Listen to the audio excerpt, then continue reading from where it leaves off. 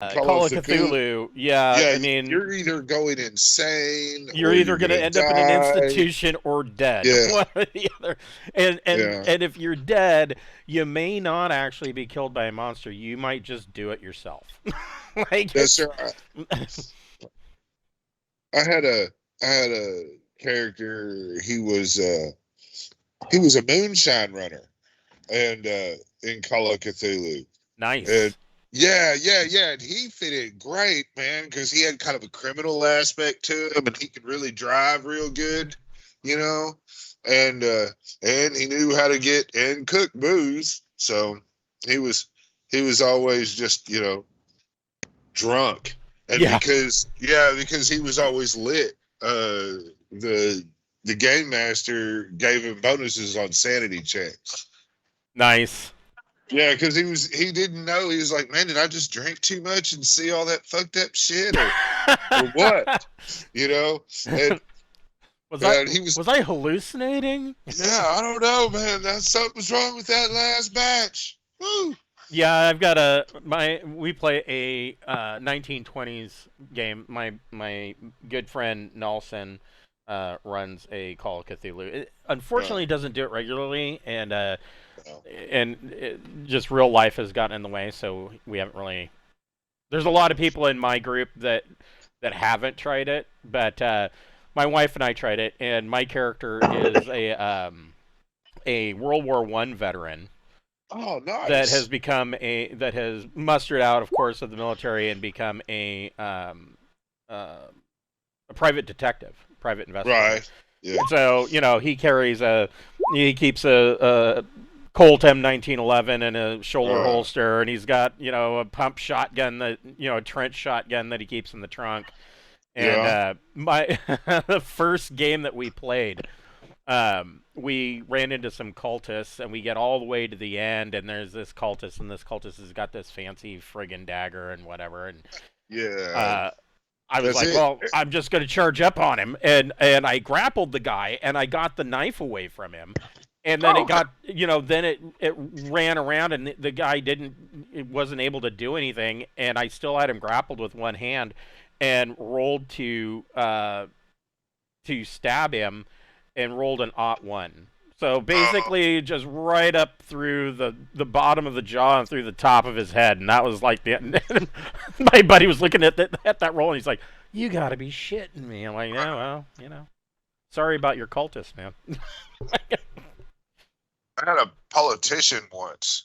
He was he didn't actually hold office. He was just running. He was running for governor, and he was a tennis player and a lawyer from Harvard. Hmm. But yeah, and he played really well because his whole idea was just to get close to the action, just enough to say he was there, and then get the fuck out. Because yeah, it's like what the fuck are we hanging out for?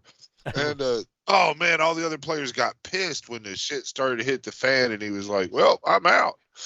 We finally get forced into a situation, and I go downstairs because all the sounds are from upstairs, right? And I go, "Wow, y'all go upstairs, and I'll go downstairs." And everybody goes, "Yeah, okay, whatever," because they were already kind of ticked at me for running the last time that combat started kicking off. But I went downstairs, man, didn't notice the dagger, floated in the air, nailed me in the chest. I didn't even get a roll. The only roll I got was if I saw the dagger or not, and I did not. And so that was it. He died. Yeah, I didn't ever get to run for office, which was a shame.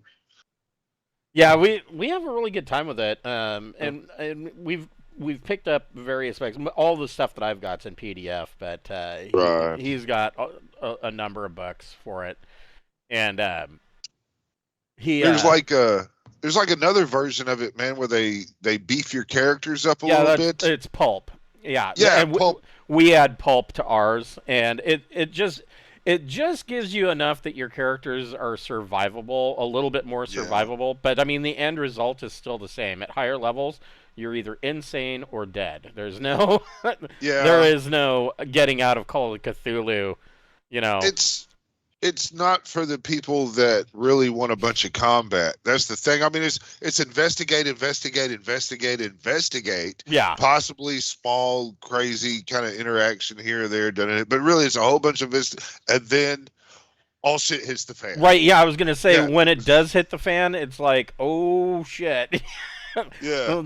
World War III is broken out. But yeah, no, I mean, if you run a straight pulp Cthulhu game like what is it, the Two-Headed Serpent, there can be actually quite a bit of combat in that. Okay. You know, there can be a lot of gunplay and thrilling heroics, whereas pretty much the rest of it, like what is it, Neural Hotep, and then there's the one that he's wanting to run is Horror on the Orient Express, which I'm that sounds fun. Yeah, I'm down for it. I'm like, dude, do it. And he just has, I don't know, and we've got like a ready-made group that, everybody's ready to play, and because I do a monthly game, and they're all playing in my Braunhaven campaign right now, and so if he wants to let me take a break and run Cthulhu, I'm like totally down for it. Like one of the other players like, oh well, I could run a D&D game. I'm like, yeah, man, but if I'm going to play in something, I want to play something else. Let's play Cthulhu, man. Let's stretch our legs. Man, after the Pinkerton ordeal, I have no interest in supporting by even playing their shit, even whether I'm paying for it or not. I fuck that. Yeah, after, oh my god, that thing still, that whole debacle still pisses me off. Like the worst part about it is that they when his wife went to shut the door, she told them, "I will go get him," and went to shut the door, and then they forced the door open and stepped halfway into the house, and I'm like, oh hell no. Yeah, see, that's trespassing. That's breaking and entering. That's breaking and entering. Yeah. Those, I mean, technically, those are felonies. And so, I mean. Well, I mean, there was a teenage kid who got shot because he's knocked on the wrong door. What do you think's going to happen? What percentage chance is there of some asshole pushing his way in through the front door? What are the chances that he's going to get shot? Yeah. I don't know around my house because I'm kind of a physical guy, and my dog's gonna fucking have his attention. Right. So yeah, well, I'm just saying, I've got a dog that will start barking and is rather kind of protective. Yeah, I mean, and he's not a small dog. I mean, he's wrestling right now with the puppy, but. You don't get in the driveway without him going nuts. Any conversation I have with somebody is on the front porch. You can't come in. Right. I mean, the dog would I have to cage the dog in order for that. And really, unless you got a warrant, I'm not caging the dog. Right. Right. Yeah.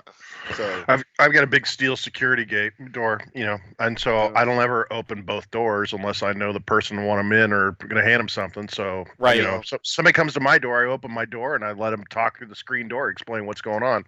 That's it's I don't know. I'm assuming you're talking about the Kansas City. No, I'm talking about the Pinkertons showing up at the Magic the Gathering player's house. And I'm pushing upset the guy gave him over. There is no crime committed. Right, they weren't stolen. The store broke shelf date, which means the store should have been punished. Well, I don't even think that the store necessarily broke shelf date, because they definitely did. No wait. If you read the way he wrote it, it sounds like he went to the bullshit. No, his whole excuse was all complete bullshit. No, he acted like he didn't know what he got. He was he didn't. He knew exactly what he got. What you're not paying attention to is that he didn't go to the store, buy it, and leave. He went to the store, placed an order. The store contacted Wizards. Now, if you've seen a shipping box, that's what they come in.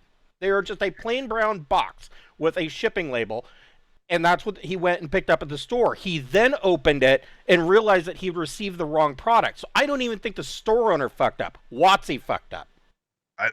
If WotC had a legal leg to stand on, it doesn't matter whether the store owner broke embargo or not. If WotC had a legal leg to stand on, it wouldn't have been the Pinkertons that showed up at the door. It would have been a lawyer, or it would have been the cops, or it would have been the FBI if it was stolen merchandise. Or they contacted a lawyer, and the lawyer said, "I'm not going to go to a house.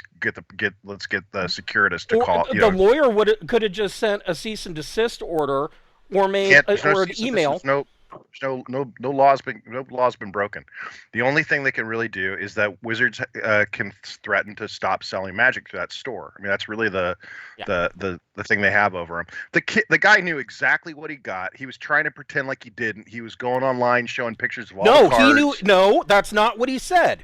He knew exactly what he got when he opened the box. He opened the box and realized immediately that he had received the new one. Why was he sharing all the cards online? Because why wouldn't he? He was revealing it. He was having a good time. And why wouldn't he? He's not breaking any laws by doing that. He paid for it and received the product. He is legal owner. He can do whatever the fuck he wants with it. I would have been selling that shit. I'd have made my $4,000 back. No I don't shit, know right? Anyone else talking about? I'd have been selling that shit. If Pinkerton would have come up, I'd have been like, "Fuck y'all! I'm selling this shit, and y'all can suck it. Go." Yeah, call the cops if that's the fuck you want. But know that if you lie to the cops and get me in any kind of trouble by your deceit, I'm going to own your asses and your grandmother. Yeah, that whole thing is absolutely ridiculous. And the fact that Wizards not only admits that that this isn't a case of stolen merchandise, one, and two, that they admit that they sent the Pinkertons. They openly admit this, and it's like, who fuck in their right mind is going to do business with these people? If you contact Securitas and you ask for somebody to go, they may send the Pinkerton agency. Securitas. They definitely send the Pinkerton agency because the two people that are the head of security for Hasbro are ex-Pinkertons. Oh, gotcha. And I've got to say, the fact of the matter is the bulk of the majority of Pinkerton hire is ex-law enforcement. And Pinkertons are always, 100% of the time, rat bastard assholes. And so this really brings up a serious question of what kind of people do we have in our law enforcement community? Because these are the people that leave. I sold my house in Virginia to a local cop. Yeah. And his wife was a local cop. Yeah. He was the biggest bully I've ever seen in my life. And this is what I'm saying. He was bullying her around all the time.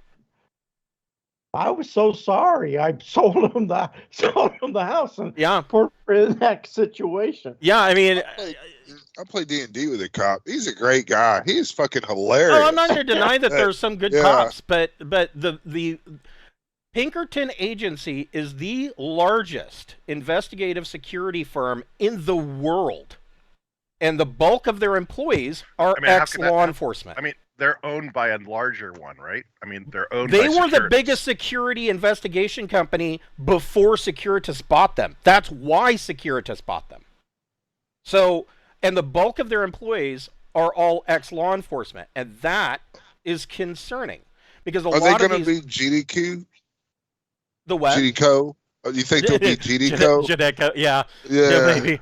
But yeah, I don't know. But anybody pushing their way in, if my wife's trying to shut the door and anybody's trying to push their way in and not allow her to shut the door, that's grounds for them to get shot in the face. I'm not going to talk to them. I prefer the center of the mass. I'm not going to talk to them. I'm not going to warn them. I'm going to come out of the room, probably shooting. I worked at Chenega for quite a while, it's an Alaskan indigenous owned security company, and mainly that's because they do federal contracts, and federal contracts law says that if possible 30% of all contracts need to go to native owned companies, and so Chenega Security exists, and so they were one of our corporate customers when I did health insurance. And it's there's a bunch of these, the really big firms. The Pinkertons used to be private investigators. They are no longer. They're private security now. Right. And but the thing I was, I didn't realize there was a relationship with the Pinkertons within Wizards of the Coast. The one thing I was wondering was, where does this guy live? Because you're going, there may not be a lot of options in wherever he's at. I'm not sure, but I mean, they got on it like immediately, because he released 3 videos Wednesday, Thursday, and Friday, and they were at his door. Well, they attempted to be at his door on Friday, and he and his wife were not home, and instead, because the door was locked, which they noted that nobody was home and the door was locked. So wait a minute, you knocked on the door, and then when nobody answered, you went to check to see if the doorknob would turn? What the fuck? And so then, because he wasn't home, they went and knocked on all of the doors of his neighbors' houses and harassed them, telling them that they had a meeting for this guy and he better show up for his meeting. Basically harassing and threatening his neighbors. Then on Saturday morning, they showed up at the door, and that's when all of this went down. And I'm like, no. That was my house. This would be a very different news article. Anyway. So where are we? Are we on planet or on ship? You guys are getting ready to go down to the planet. Welcome to Deepnight Revelation. We will be picking up where we left off last week. These guys have come into the Garr system. They're still on Deepnight Revelation. They have detected a xenological scientific artifact of some kind on the planet's surface. And it is not too far from where the starport is. And let me find this rinky-dink starport once more. Well, it doesn't matter. Oh, no, there it is. So it is like right in here, right towards where the polar ice caps start to form. And these guys have discovered this. And so they are going to go down to the planet and hopefully investigate. But before we get started, we will thank one of the friends of the Greenwater Guildhall. None of these are sponsorships or partnerships of any kind. They are just products that we really like. Tonight, we would like to thank Dogmight Games. Dogmight Games makes beautiful wooden tabletop accessories for your games, such as wooden DM screens, dice trays, dice vaults, dice towers. They've got this really cool thing called the Player Vault, which I highly recommend checking out. All of it's customizable, and if you order something that's customized, that'll usually ship in 6 to 8 weeks from time of purchase. But they have a lot of stuff that they have in inventory in stock, and if you order those items, those will usually ship in 1 to 2 business days. If you want to purchase something from them, or you're a first-time purchaser, or you got a birthday or something, you want to get somebody in your life a present, we have a 10% discount code that's good for everything on their website. Just go and put whatever you're going to purchase into your cart, and when you're checking out, use the code FRIEND in all capital letters, and that will net you a 10% discount on your purchase.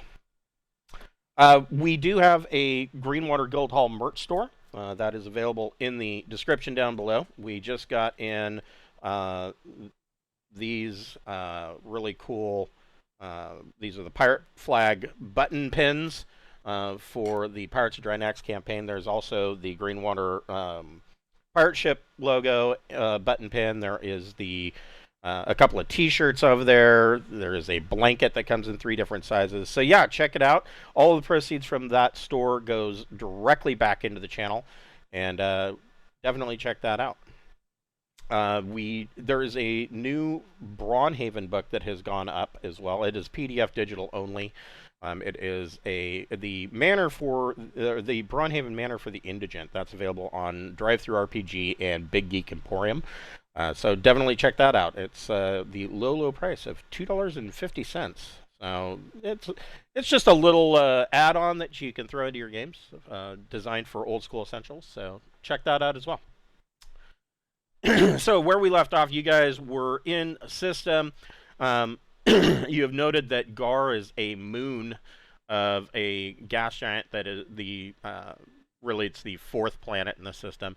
It is 1.3 AU from the star, and Garr is a moon, and that is the whole thing. Now, of course, coming out of system, you guys being command staff, you go to the bridge, and And this is, of course, how you discovered that there is this strange reading coming from the planet. It is a reading of some materials that don't match the surrounding countryside. And it has been determined that this is of some xenological resource or activity.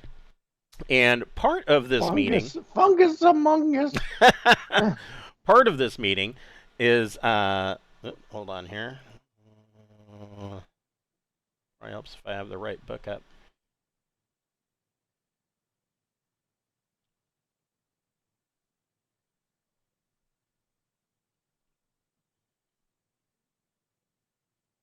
All these books are starting to look the same. Nope, this is the right one. So a part of this meeting is the space wizard, David Anderreich. And you guys kind of come in as he is in mid-explanation of... he's talking to the captain. He's kind of giving an explanation of the area that you are in. And he explains, he kind of pauses as you walk in, then he continues, and he explains to the captain that Garr is a part of the Corellan League. And the Corellan League really actually started with Garr before the planet was known as Garr. It was actually originally known as Tatiana. And it was actually first settled in 1535, and it is the most Teran-like world in all of the Corellan League. And even though it's a water world. Yeah, it is. There is a lot of water on the world. It is a pretty much the most ideal, garden world that you can think of, and so it was first settled in negative 1535, and it later became Garr. There was a whole series of situations that happened with the Corellan League where some Aslan colonists had moved coreward and were setting up colonies, and the Corellan League kind of wanted to kind of head them off at the pass. They didn't want to get into the same situation that the Trojan Reach is dealing with, and so they had done their own expeditions. And Garr kind of changed hands back and forth, and finally these Jeremian revelationists had taken over and set up shop on the world, and they had renamed it to Garr because this congregation of revelationists had come from the world of Garrone, and Garrone had been completely overtaken by, believe it or not, ex-Sandalian Starguard that had been renamed to the Storm Knights, and so Garrone kind of became Stormhaven and is now the head of the Stormhaven Republic. So there was a whole lot of shit changing hands during this time, and so the Revelationists kind of took over and said, we're going to do our own thing. And part of the Revelationists' belief system is that they kind of eschew technology, and so Garr has a local tech level of 4. So it's very outback, Wild West. They have technology, they know how to use it. They just don't want more of it. And the other part of it, and this is just a weird idiom of the world, is that they speak in very clipped tones. And the way that David Anderreich, Space Wizard, describes it is that not 2 words when one is clear, not 2 syllables when one is fine. But a revelationist would actually just say that as 1 word, 1 sound, and that would be the end of it. So they have a very strange way of communicating that can be perhaps disconcerting, possibly difficult to understand to most people. But Now, the thing with the Revelationists is that they believe that they are going to be saved when the God's breath happens. And they believe that they are the chosen ones. And what they describe in a nutshell, it's kind of convoluted, but in a nutshell, what they describe the God's breath is the sudden reversal of universe expansion when it starts to come back. And they think that only the people that live their lifestyle and live on this planet, this planet alone, are going to be saved. And, yeah, we should just rename this planet Waco, but whatever. So, yeah, they have a very strange culture, but they do have, a Class D starport. They've got a small town, and where this artifact isn't too far away. I don't know exactly what the range is on these hexes. I'm going to guess probably 24 miles. You think 1,000? Yeah, it might be 1,000. Oh, does it? It says 1,000, yeah. Okay, well, then 1,000 kilometers. So this thing is about 2,000 kilometers away from the starport. And you, of course, are not obligated to land there. All the radio communications that you have picked up from the planet so far is like in the quality of... it's really in the quality of like ham radio. And of course some of them are lower than that, but the best quality ones are like ham radio. They're not anything as powerful as what you're using. Even your cell phone in your pocket is more powerful than that. So we picked up this wizard talking on the ham radio? No, the wizard's you're on the bridge of the ship. We hired him. Okay. Yeah, you guys brought him on board, and because he had shown interest in traveling along, and he evidently knows quite a bit. Because remember, David Anderreich, not only does he tell you that he's a sorcerer, but he is a follower of knowledge, and so. Wes, this is the guy that knew all kinds of crazy shit he had no right to know, and then when we left the system and jumped 8 sectors away, he'd already beat us there. Right. And the last time we saw him was just walking a dirt road, but he somehow ended up 8 sectors ahead of us. Right. So at that point, we're like, well, there's something really funky going on. Let's hire this guy. Yeah. Yeah. Even if it's bad, it's better to keep him close. So he already knew about the fungus.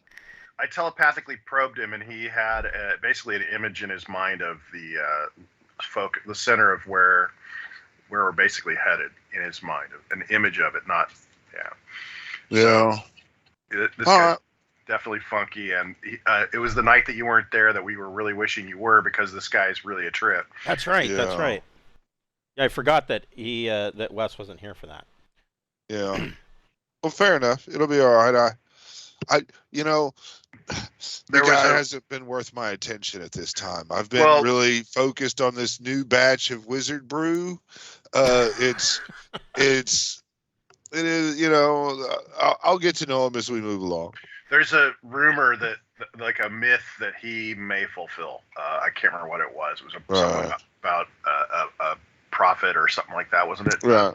Oh. Well, he had studied under a. Calling him a prophet is probably just as good. He studied under he is a part of what is known as the Arcane Order, which is a pseudo-religious based organization that is based around the teachings of this guy that was named Arnulf Dimitrov, and Arnulf was always purported to be a sorcerer, and then he disappeared about a century ago. So this old David Anderreich, the old space wizard that's with you, he learned under this guy, so he's at least a century old. Yeah, man, he's probably got some serious stuff. If I question him just outright, you have psionic abilities like clairvoyance, teleportation, telepathy. His answer to that is, no, I'm a sorcerer, actually. That's his answer for everything. But and this has already been kind of tried. If you ask him to, perform a example of how he's a sorcerer, he's not able to do anything. But then there's this weird case, that you guys have experienced, that you left him. He was walking off in the desert. You even offered to give him a ride, and he just takes off walking in the desert, says, nope, I'm fine.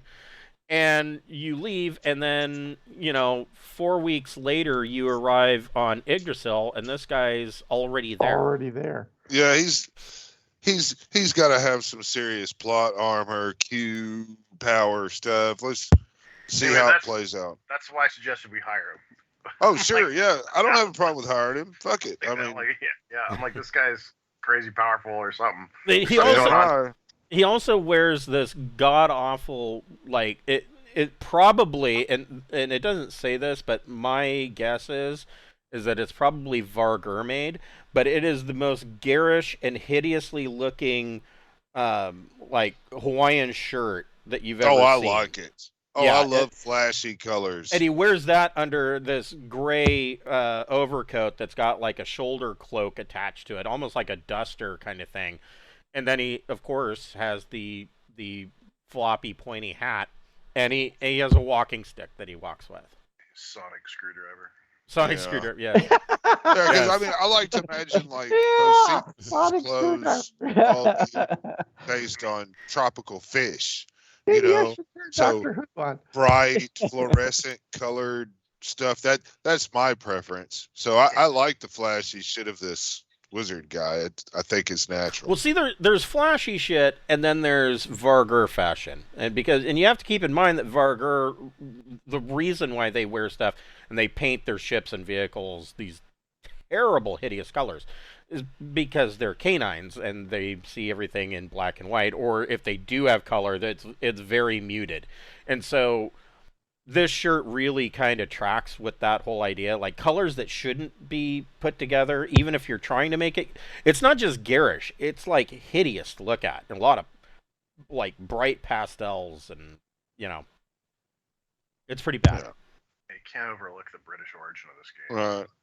I mean, if they're low tech or they try to do low tech, I don't see any reason to interact with the locals. Especially if we can just go straight to the site. Yeah, that's what I'd recommend too.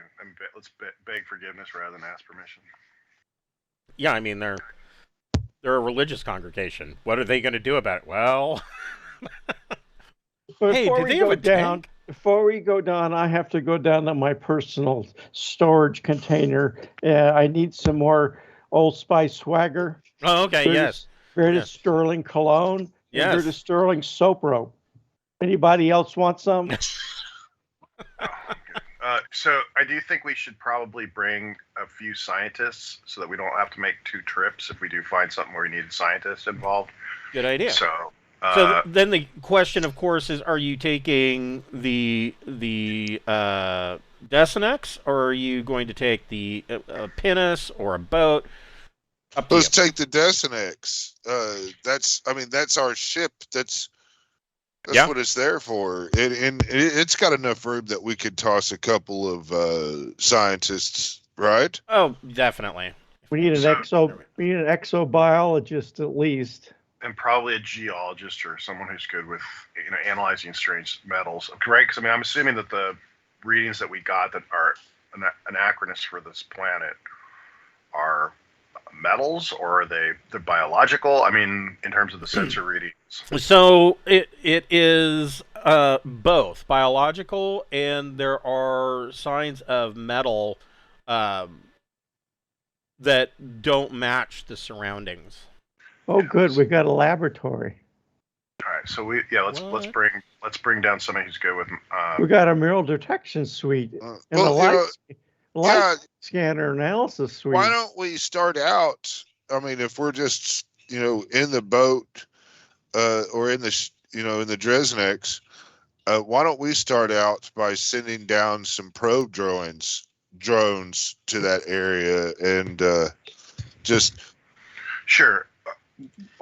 Yeah, but I mean, I'm just saying that before we leave, let's put some scientists on our ship so that we don't have to make 2 trips. Yeah. Fair enough. Yeah. Yeah, sounds great to me. Yeah, and maybe a Marine or 2, if we got room. Couple of gunslingers. There we go. Well, I mean, let's see. I mean, Gabe's with us. I'm assuming you're here. Are you here, Gabe?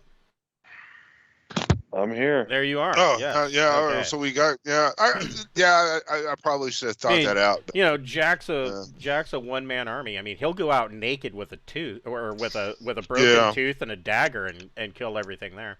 Yeah, we'll be fine. Yeah, a couple scientist people to do things, and then I'm gonna bring. I mean, I've got pretty much all my shit on this scout ship.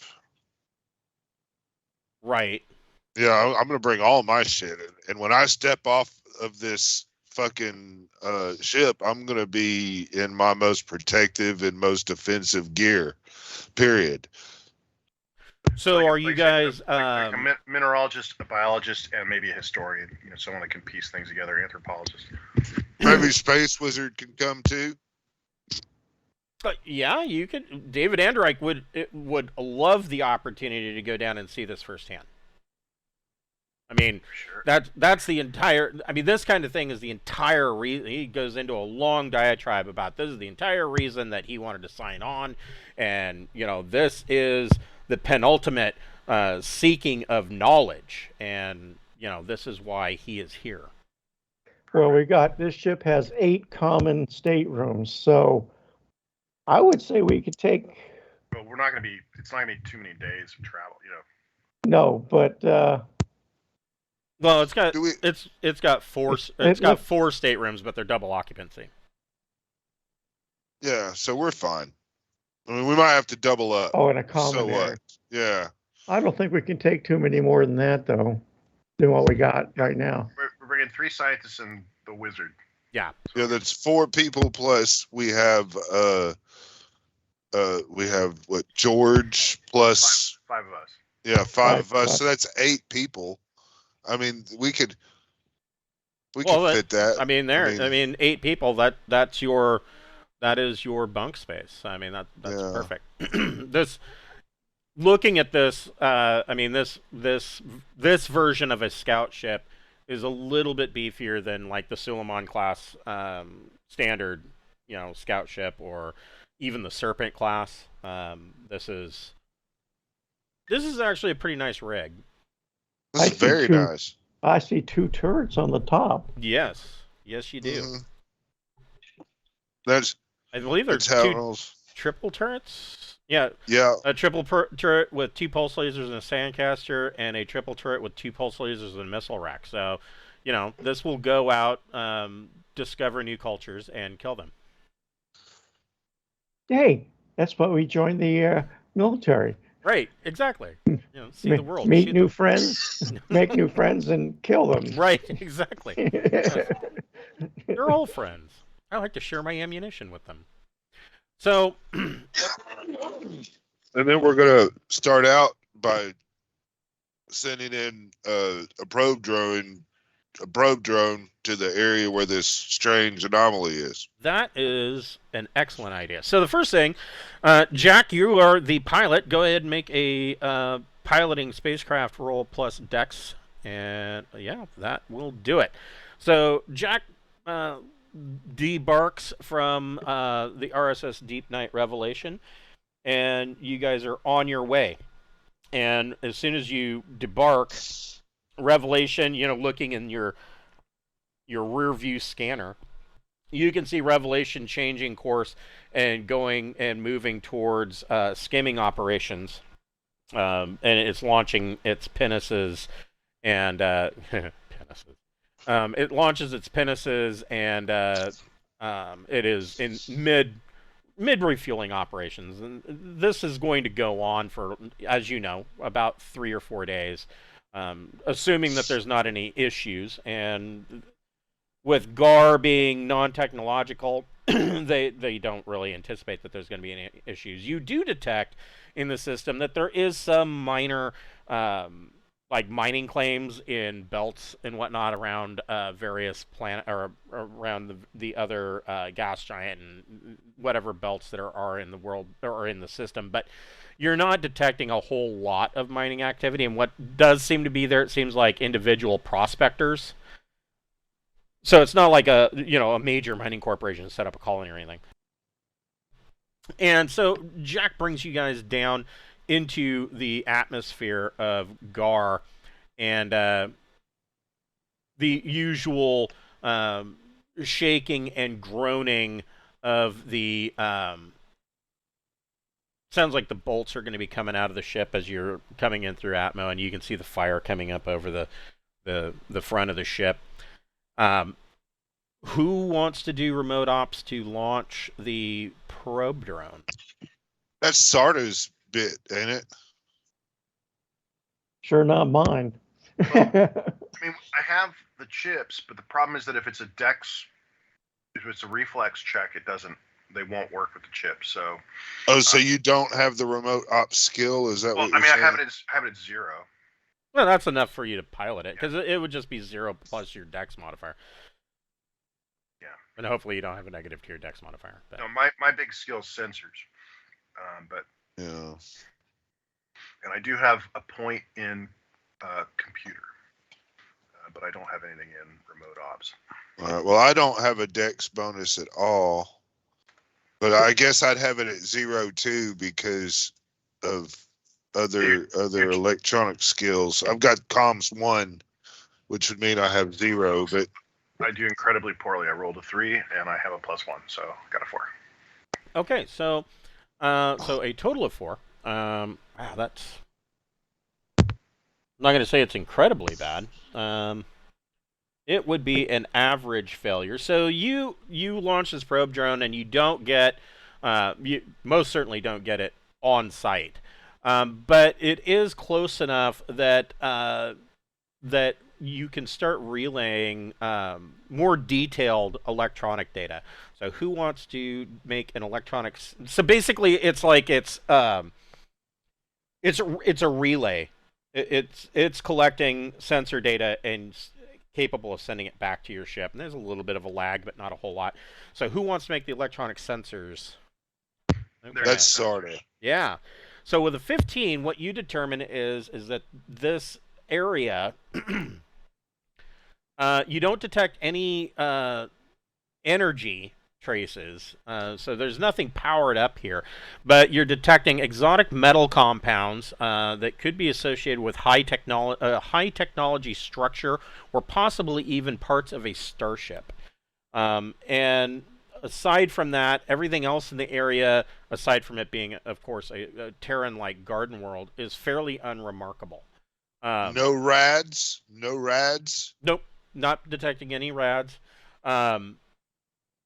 What kind of life signs? Well, I mean, it says there might be life. It might be life. Yeah, you're not detecting any life signs from whatever this is. You are detecting your life scanner analysis suite. Of course, it takes like 24 hours in order for it to really give you any detailed data. But the initial data that's coming back is that there are all manner of life on this world. Like we're gonna have to go. We're gonna have to go check. I got a thank God I have a handheld scanner with a 50-meter range. So the other thing that is coming back from the sensors is that they are reading that this is a small source, probably around the size of an air raft, and it is located at the center of an abnormally flat and perfectly circular area. It's some 5 kilometers in diameter. Gee, sounds like an impact. No, that sounds like a landing pad. Yeah, let's take the ship down. I mean, that's what I think. I think we should fly the ship as the best protection. You want to set down on their... Want to set down, or are we going to fly over first? Well, our best combatant is the pilot, so we kind of want to be parked if we're going to have to fight. Let's do a flyover and check the area out, and if it looks clear, land. Okay. And if it doesn't look clear, we'll nail it with sandcasters from the turret. No, sandcaster's got a really bad range. I mean, well, I mean, they've got range from 100 meters off the surface. We're in a good big spaceship. Yeah. I mean, they're space weapons. Yeah. Well, they're technically not supposed to be weapons, but. Well, technically, we've got anything can be a weapon. So. Yeah. So you do a flyover, and the area that you're viewing, you just see this large 5-kilometer diameter circle of.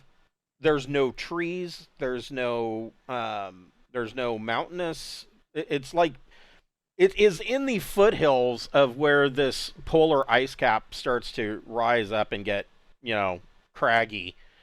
And it's just flat. And the first thing that comes to mind when you see this is it reminds you of the where you found the rock carvings on Alpha. Oh, we need to do an intense bit of scanning and take our time. Yeah, let's get a lot of photos before we land and consult our anthropologist and our space wizard and see if they recommend us land on this area or somewhere else. Well, I mean, the anthropologist and the geologist both go over the xenologist and the geologist go over your sensor readings. They're not detecting from the sensor readings that are coming back from the probe. They're not detecting any kind of any danger, really. I understand there's no danger. I'm just wondering, this looks to be man-made or it's not natural, right? And I was worried about the idea of us landing on it could disrupt or whatever it might be. And so I want to make sure before we set down on an anthropological site of importance, is that going to be a problem if we put our spaceship down on it? If I discover a Native American tribe, holding, I don't necessarily want to park my Jeep on top of it. I'm not going to set up my tent in the middle of a burial ground. One last thing that wouldn't work good in Arizona. There's one thing I'd like to suggest before we really set down totally. Could I do a task chain with Sarda on the scanners and me using the Scion ecology science skill to see if we think that there's any psionic or mental type stuff here at this site? Yeah. Let me. Hold on here. I'm trying to think if the scanners are going to help with that. I mean, maybe. I'm thinking that the science skill, I would know, what to look for with all these readings and shit to show that, something telepathic might be going through here. So what psionic skill are you wanting to use? Like life detection? It's psionicology or something like that. Oh, yeah. I see. It's the science. Yeah, you guys can do a task chain. So, he already made the sensor scan. All right. And he really drilled it. So, I'm going to say that's going to give you a +2 to your. I mean, life scan has a range of 5 kilometers. Life detection. So if we were directly above the center of this thing, you probably can life detect everything. Well, this isn't necessarily life. I mean, right. Some artifacts. No, I get what you're saying. Yeah, and so the 15. So your scanner, and let me get what so you do have advanced. You have what? Yeah, I will say, what the sensors are telling you. Because I just want to know if there's psionic activity going on around here, any of that. These sensors, of course, are not designed to scan for psionic activity, but when you're looking at them, and because you are obviously talented, the hair on your arm stands up. Yeah, so I will go ahead and tell everybody that, man, yeah, I'm getting this feeling that there's some psionic type powers here at play. You kind of get that feeling in your gut, like either you're pregnant or, maybe something's going on down there. Yeah. Just once again to go over that, I just think that, there'd be some kind of waves of either light or some kind of energy, that would be real faint just going on that people that know the science would know to look for it, No. about like. No. But you do, just looking at these sensor readings and using your science ability, you like I said, the hair on your arms stands on end. All right, so yeah, we need to proceed with caution. There's something's going on here. We don't need to stare directly at any stone with markings on it. Yeah, especially unless you're willing to to take some serious, roles. Yeah. So then the question comes in. I mean, this is a 5-kilometer disc with this whatever it is about the size of an airship. So essentially, Jack, the metal we located, is that in the center, or is that, you said that was small? That was about the size of an air ramp. Yeah, and I mean, essentially, it's about the size of a car, and Jack's landing a C-130. So. Yeah. So as long as the xenobiologist, the anthropologist, and the space wizard think it's okay to land on this thing, let's land near the metal object. And okay, so you do want to land there. Okay, so Jack. Well, if they say it's okay, what I mean? They're not detecting any tectonic instability. They're not detecting any danger outside of natural flora and fauna that may be found in this world. They're not worried that we'll ruin whatever they're going to investigate. That's really the. So, Jack, go ahead and make another piloting plus dex check, and shit, he makes that look easy. And so Jack sets you guys down, and I mean, with a 13, he sets you down. You don't even have to unpack the gecko. You can see.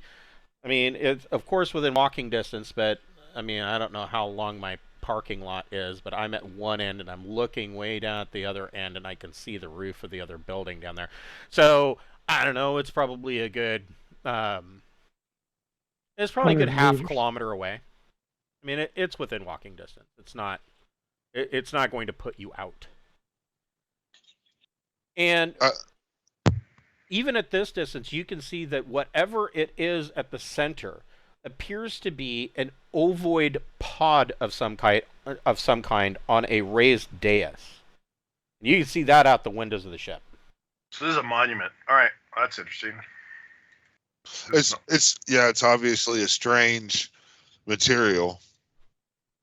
So then the question is, when you guys are leaving the ship, I mean, like I said, this is a shirt sleeves, no respirator mask kind of environment. What are you gearing up for armor and equipment? I'm just wearing my cloth armor that has all the video recording equipment built into it. Okay. You've got your shoulder cam hooked up. I got my cloth and my cloth jacket. Okay. What about Bosif? And I'm carrying my gauze rifle and my gauze pistol and my piston fist, my expandable shield, the advanced polycarbonate protection, and then I'm gonna have my meta kit, as well as a good assortment of drugs and stuff. I've got my side drug at the ready to inject anytime I need it. Okay. I'm sorry, Rand. I'm sorry. I've got my flame rifle, my laser pistol. Yes, flame rifle. One grenade of EMP stun and frag. Yeah. I put in my survival and explosives slots. Yeah. I'm bringing a hand scanner with a 50 millimeter range, set up for perception, for life or activity detection. Okay. And I carry a survival kit. Good plan. Have the laboratory have a space set aside for me to make into a makeshift medical area of the ship. So, well, we actually have a lab on this ship. You do have a lab on the ship. It is. That's what I'm saying. Yeah, but it's 19. also gonna have these science guys wanting to do their shit. So I'm gonna have a section of that that's theoretically clean and ready for me to do surgeries or whatever. Yeah, I would think that there would probably be at least one stretcher in a lab. I mean, you guys have got a good doctor, but you're still in civilized space. It might be a good idea to maybe think about seeing if you can get an auto dock, and you can put that in there too. Yeah, replace a low berth. Yeah, you could. Yeah, do you have? I don't think you have any. You guys don't have any low berths on here. That ship doesn't have a single low berth? Wow, that's really weird. Almost all ships do. Well, I can put you in a low berth state. I'm just saying it's typically standard for at least one or two low berths to be on almost any ship, because it's one of those things where people who are heavily wounded and dying, that you throw them in a low berth. I mean, until you can get them to safety. Yeah. And that's why I've got the laboratory ready, so I can work the magic of his hands upon you. Maybe we could use part of the cargo hold. So Jack's going with laser rifle. He's wearing the full hazardous environment suit. Cutlass, stunner. Gotcha. Okay. Yeah. So coming in already. So I can tell you, and you guys would know this, that the next stop on your journey is it the next stop? Hold on, let me double check that. You would know. Well, I'm supposed to know, right? Let's see here. It says I'm looking at the wrong map. All right. There we go. Now I'm at the right map. So from where you're at, your next stop is actually the capital of the Corellan League, Corella itself. And Corella, they have a fairly good tech level. I think they're at least tech level 12, but they have a very high trade, big trade network. And so there's a lot of stuff that could be available here that isn't available locally made. There's stuff that's imported. So, if you were going to do some shopping, that might be the place to do it. But anyways, Jack has set you down within a short hike of this. Let me bring it back up. Our system, the short hike of this little monument. So you guys are like right here, and the area that you landed in is kind of at the edge of the tree line. Or timber line rather. So the trees that you see around the ship, they're very short and scrubby. And as you look down into the lower lands towards this sea, you can see that some of the trees, as it gets closer to water level, are taller and bushier. But the ones up here kind of look like stunted bonsai trees that haven't grown as well as they have because they're at timberline. And you guys get closer to this to the center of this the circular mound, and at the center is this conical piece. It looks like this.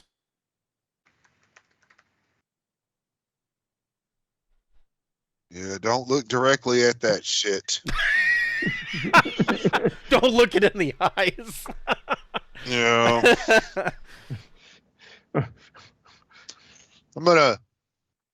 I turned my visor down to 120p. Yeah, now look, that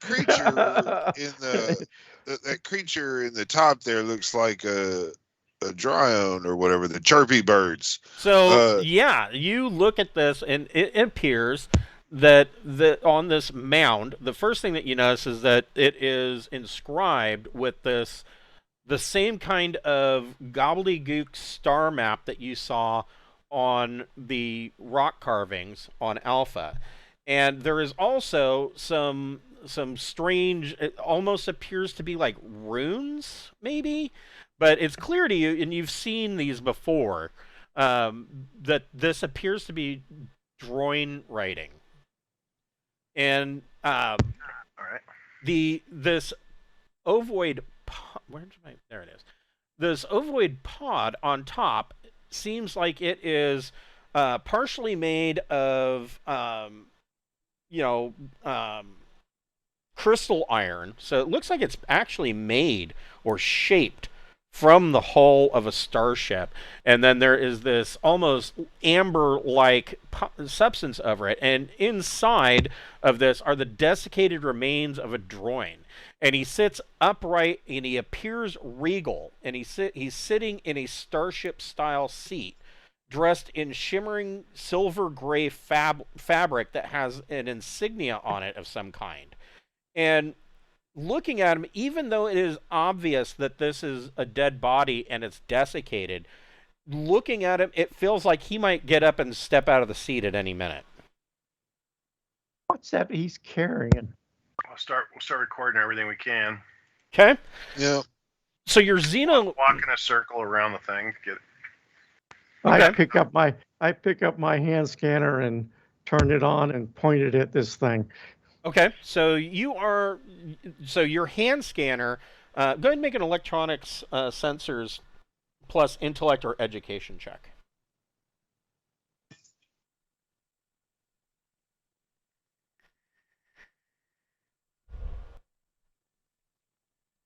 Six. So the hand scanner isn't telling you much more than what you already know, but what it does tell you is that this ovoid is definitely made out of crystal iron. The one thing that it tells you for certain is that this mound, so this conical mound that it's sitting on top of, is actually the same substance of Earth that you are walking on.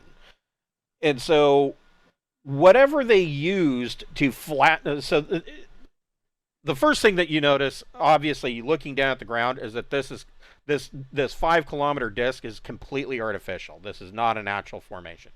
You can tell that. It looks like the entire 5 kilometers has been gone over with a fusion gun.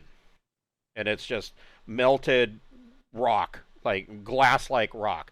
And that this conical mound is the same material, but somehow whatever they used had the technology to shape and form this as well.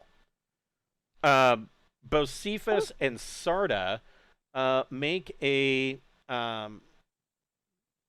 roll 2d plus your psionics modifier.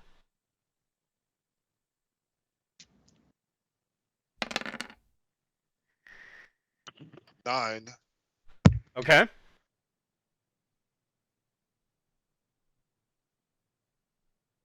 So you both got 9. Okay. Yep. So both of you looking at this thing, you both get an uneasy feeling looking at it. You don't need to make like a sanity check or anything like that because you made your psionics check, but you feel like there is more information coming at you than what you're seeing with your eyes and hearing with your ears. I am going to take my psi drug. Okay. And then I am going to open my mind up to it and try to receive the information. Okay. This is why I slotted medic. Almighty yes, signal. Yes. So, while Bocephus is opening his chakras, the xenobiologist and David Anderreich, the space wizard, goes up to this thing, and the two of them are able to decipher the drone rune writing on the base of this. And David Anderreich tells you, well, It's very cryptic, but it is Droin, and it says, Dokez, warrior. He served correctly. And that's all it says. But Jack and Randolph, you guys can make a recon plus intellect check.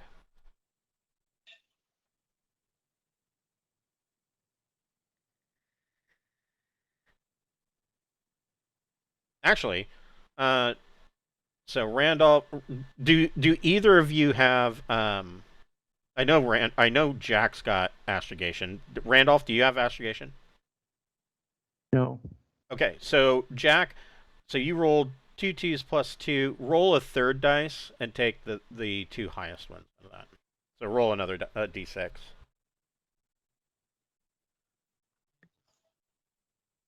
Great. Okay, so you still got a 6. Okay. I'm gonna start getting out surveying equipment to take a survey. Okay. I pull out my knife out of the survival kit, and I start trying to get a sample of the soil. Okay. So because I have chemist's skills. My original job was supposed to be analyzing samples from the mines. I mean, I'm trained in astrogation if it has to do with the maps, the writing and stuff. I mean, that's... Yeah, Sarda, you can go ahead and make a recon plus intellect check with a boon. So roll 3 and take the two highest.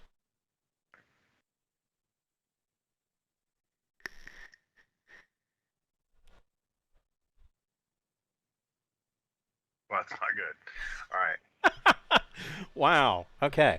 Well, well, we're rolling bad tonight. Yeah, it's going to be one of those. It's going to be one of those days. Sometimes it happens.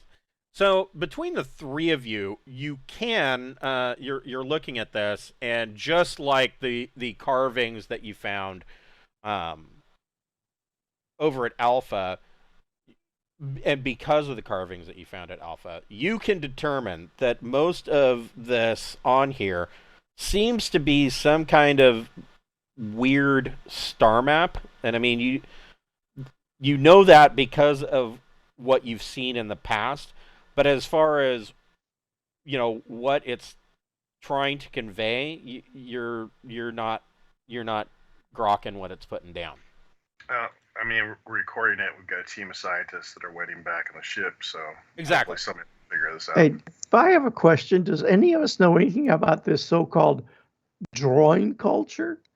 Not yet. So, well, I mean, if you ask that out loud, David Anderreich will, of course, tell you that the drawing writing is a language known as I'm going to butcher this. Oinprint? I was about to say oy vey. Yeah, oy vey, yes.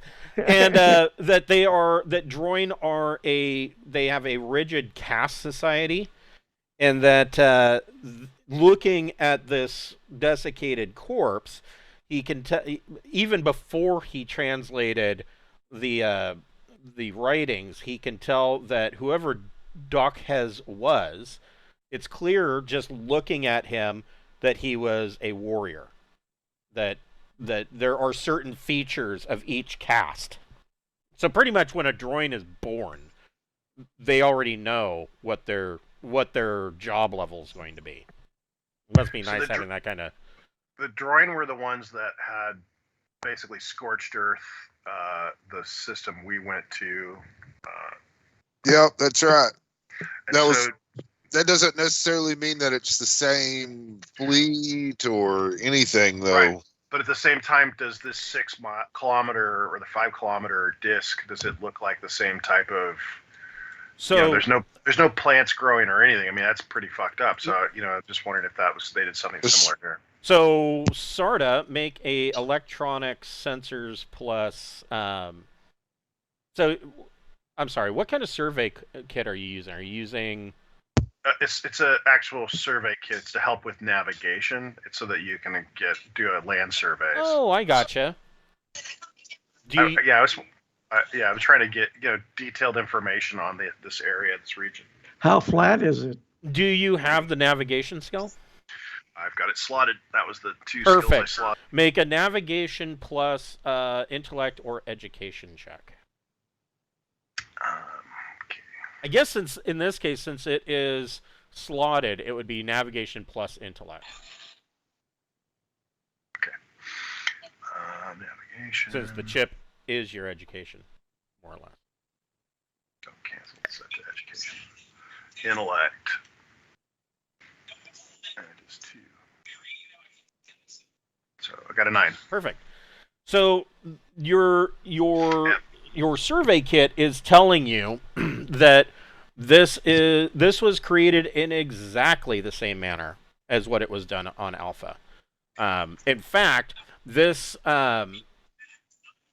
so your survey kit's giving you information back. So if you remember back on Alpha, there were some in addition to this flattened area, there were these buildings that were very similar to the Third Imperium colony buildings. And basically what they do is the Third Imperium, they scoop up the soil, or the rock and soil, break it down, throw it into this machine, and it turns it into these lightweight, airy, like concrete slabs. And that's how they prefab these buildings. And this machine just shits them out. But the difference between this site, the alien site that you found on Alpha, and the Imperium colony, is that the Imperium, of course, builds everything mostly. It's either going to be a box or it's going to be a perfectly round circle with a dome. There's no in between. But the colony site, the foundations and whatnot that were found, show that whoever crafted this was capable of basically molding this stuff like it's clay or forming it like it's steel, and it's much harder and stronger than whatever the Imperium is able to putting out. And that's your equipment is telling you that is exactly how this conical mound was formed and how this was carved. And there's no type of psychic energy or nothing coming off of any of this. Oh, there is. But and you guys can, so Sarda and Bocephus, you can feel that there's like a wave of psychic energy coming off of this that's hitting you. But so far, nothing Can I probe immediate. it? I want to check out our sorcerer to see if he's picking up similar vibes. So Sarda and Bocephus, while David Andreich is going on about that there are some scientists who believe that the Droin are actually the same race as the ancients. I'm not sure that I personally believe it, but there are some that believe that the Droin are actually related to the ancients, or perhaps they were the ancients and somehow they devolved to their current state. I'm not sure how much of that is poppycock or actually real information. While he's describing this, Sarda and Bocephus, you are getting in your deepest thoughts, you are getting an enormous jumble of almost dreamlike images. But it's hard to say what any of this means, because it's just a complete chaotic mess. And that's what you're getting from these psionic waves. Bocephus is opening his mind to all of it, so I'll. Oh my! I'm trying not to let it distract me. So I'm probably not getting everything he's getting. Yeah, I want to do the equivalent of a probe on this thing. You want to do like a telepathic mind probe? That's right. Okay, yeah, go for it. While you're doing that. So Randolph, you're just collecting soil samples, or are you doing any kind of chemistry work right now? Not right now. Okay, you're just collecting samples. Gotcha. Okay, so well, I could hit it with the scanner, but it's not going to tell me too much. Right? Yeah. If it's soil samples, it would have been a success. Yeah, you got exactly what you needed. I actually might do a tactical awareness using my clairvoyance. So, so Randolph, you collect some soil samples. There are the one thing that you notice, Randolph, in addition to well, a couple of things you notice in collecting the soil samples from this. The site that you're at, the ground is very, very hard, and it takes some doing. You're gonna have to sharpen your knife when you get back because this ground is very hard. It took quite a bit of work to get a decent enough sample. The second thing that you notice is that there are absolutely no insects. There is no vegetation.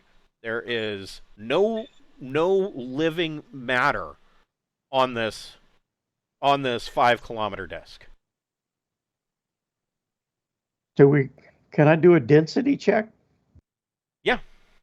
My hand scanner does that. Yeah, go ahead and make another electronic sensors plus intellect or education. And any bonus that your sensor gives you. Sometimes those tools. Yeah, I think that sensor might give you like a +2. I always forget about it. I do too, to be honest. Okay. I get a 7. So the sensor it's having a hard time penetrating to give you a densitometry rating. But what is coming back, you're guessing that this disc is at least 1 kilometer thick.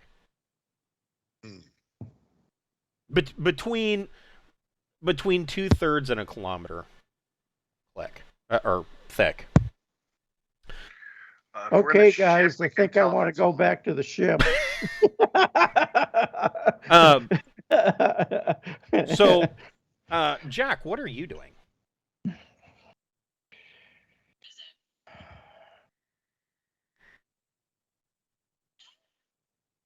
And Randolph puts his combat away and picks up his flame gun.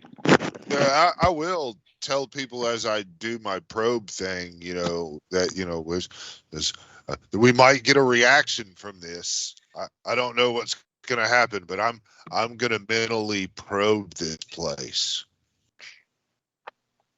I'm just trying to keep a watch out. Okay. Is Gabriel there? Yes. Yeah. Let me use tactical awareness. So, Jack. This might come out here like a Yoda with a lightsaber and try to cut us all up. Well, I've got my flame rifle out now and my laser pistol. So I'm activating telepathic awareness from clairvoyance to determine if there's any immediate threats. 11. That's Okay. good. Okay. Tactical awareness is what that is. So that lasts four combat rounds, which is not that long, but. Sorry, I'm creating something on the spot. Can perceive dangers and foes around them. Ignores darkness, smoke, fog, or other environmental effects. Oh, yeah, he's created. Yeah, that means there was no real threat, but we kept begging for it. Well, I mean, I'm getting paranoid, so I'm going to use the thing that checks for threat. So, Oh, hell yeah. There may not be any. kidding. That's fine. I'll be happy if there's none. Well, I mean, we don't run across these things every day, so we might as well. The last one gave a mental barrage that was a motherfucker. So, I mean, wow. I mean, partially the reason why nothing's growing here is the ground's so dense that nothing can get through. So that also it might come out in time. So Sarda, let's see, 8, 9, 10, 11. Jack, make a recon plus intellect check with a +3. Ooh. Okay. Bocephus, roll 2d plus your sanity modifier.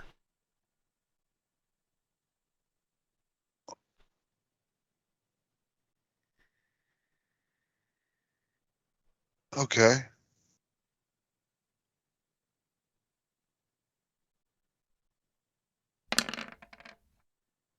7. So two things happen at once. The first thing is that you guys hear Bocephus kind of let out a high pitch like shriek and fall back and hit the ground, and he is unconscious. Ooh. I don't know if his race has nostrils, but he would have a bloody nose. Otherwise, Have he's a bleeding. blowhole. Yeah, he's bleeding from his blowhole. At the same time, Sarda, you detect that there are 3 creatures approaching you rather rapidly. These things move at about 13 meters per round. And Jack, you see these are approaching. What the hell is that? That's not good. It's something to shoot. In the words of South Park, it's coming right at me. It's coming right at us, yes. And We're gonna die. So, let me... I didn't bring an extreme range weapon. I didn't either.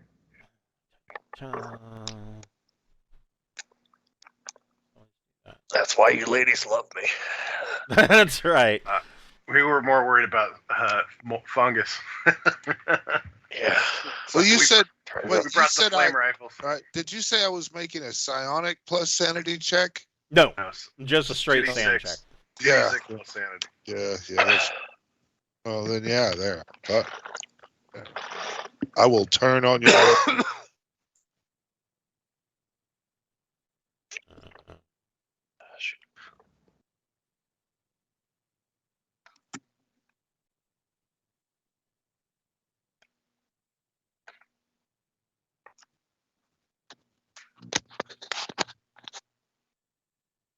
we go. Randall. And we're rolling initiative. Is that what we're doing? Yes.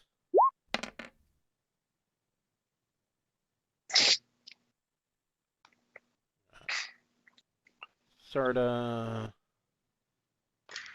Oh, sorry. Target. I got There a you go. 20 Now you're meter. all. Now What's you're the all up range on the flame rifle? It's short. It's like 10. there. Yeah, it's like 10 meters. That was the advantage of the ship's version of it. Okay, my laser pistol's got 20. Where the hell's initiative on here? Oh, there we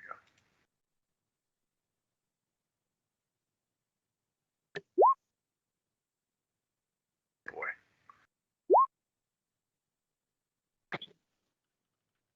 I rolled an 8. Initiative is just 2d6 plus reflex, right? 2d6 plus dex bonus or int bonus, whichever's better. Right. I rolled a 3. Oh shit. Hey, you rolled a 3 also. But fortunately, these things are several kilometers away, right? I have no dex modifier. What's the other one? Intelligence, intellect. I have none for that. They're both 0. So my 8 holds. That's the way I was until I got the dexterity augment. So I have a 0 with the dex augment. All right. So, what did Randolph get? You got an 8? And I got an 8. Well, hello there, sweetheart. What do you want? Your treats? That sounds familiar.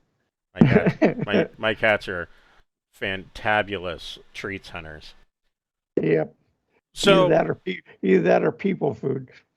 actually, mine when you try to give them people food, the one looks at you like, "Are you insane? Do you think I would stoop so low as to eat people food?" This is Your ridiculous." food? Yeah, and the other one's like, "Oh, I'll sniff it and I'll taste it," and then no, I'm not interested.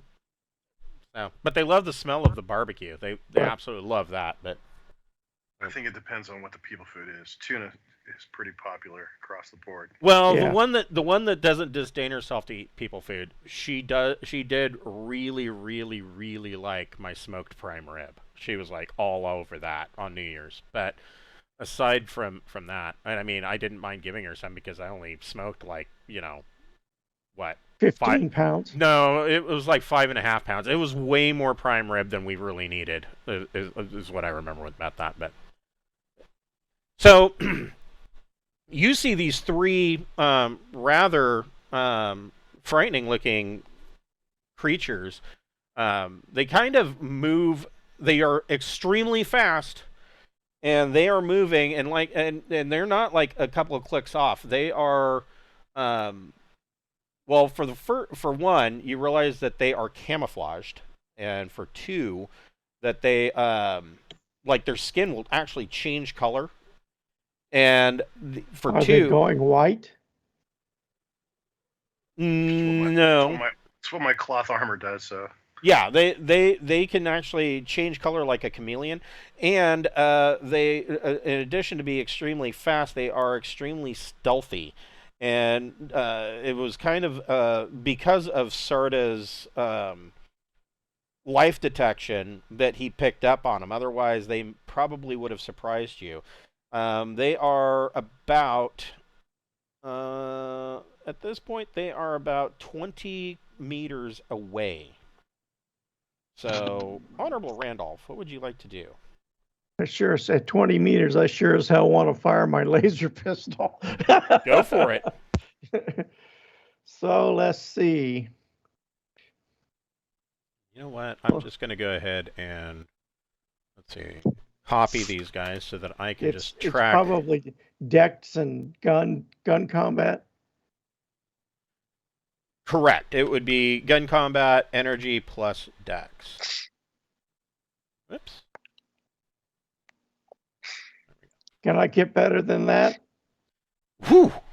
That is a +4 to damage. And it's 1d for damage.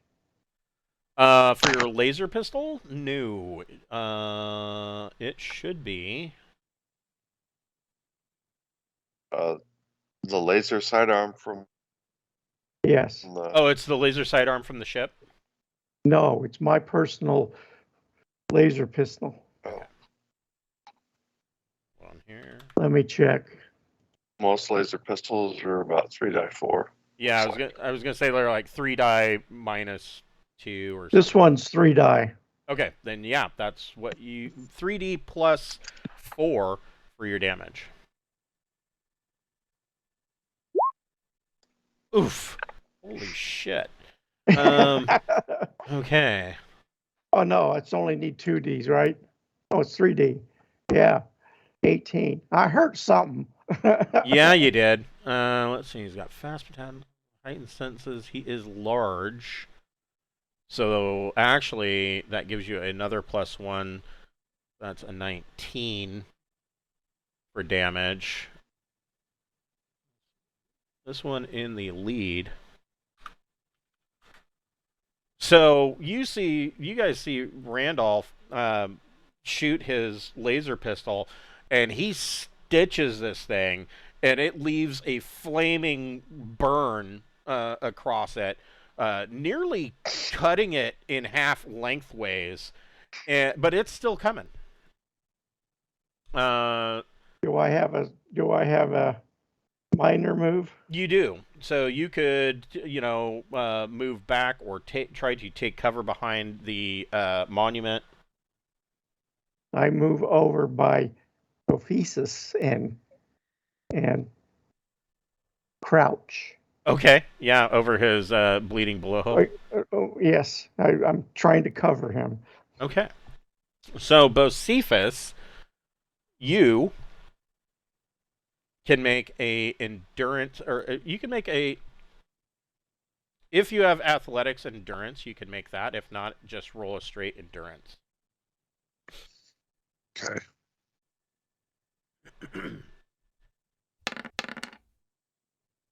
Oh, so close. 7. So you're not able to wake up. You do see a snot bubble come out of his blowhole, but other than that, he's mumbling something in his unconscious state, and he's going on in his mumbling. He says something about Truskvius and the enemy, and then he kind of is unintelligible and then goes on again. The Karthus, they can move.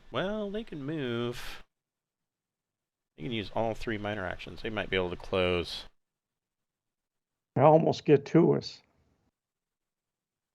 Yeah, they can move 39 meters. So yeah, they are going to run up into melee range with you guys. But that's all they can do. Jack, what do you want to do? I guess I'll have to draw my cutlass. Yeah. Is there one within range? Yes. In fact, the one that is within range still has a stitch line up its body that has little bouts of flame on it from where Randolph's laser stitched him. Nice. I'll see if I can cut that out for him. Go for it. Man, are you feeling okay? Are you still sick? Yeah, no, I'm finishing up what the kids shared with me. Oh, yeah. I can hear it in your voice. Man, yeah. I got something last weekend. I don't know. I woke up Sunday morning and like my throat was swollen up and like it felt like I was swallowing glass and I couldn't talk and I was like, what the hell is this? I felt fine when I went to bed. So I got a 13, it says. Yeah. That is a +5 to your damage. I think this guy's about to have a really bad day. Oh, man. So I think he's gone. Yeah. Jack doesn't mess around, and this thing runs up on him, and he just goes shook and cuts its head right off. And that is a dead Karthus. Oh. Well, that's interesting. Okay. So, Jack, you've still got 6 meters worth of movement, and you see that, of course, Randolph is over by Bocephus trying to guard him, and I don't know where do you... Can I move a little closer to Sarda? Yeah, we'll just go ahead and put you closer. Yeah, that works. Try and cover him a little bit. Okay. Sarda, what would you like to do? So I'll draw my stunner and fire it at the one in my face. Okay, go for it. So, combat.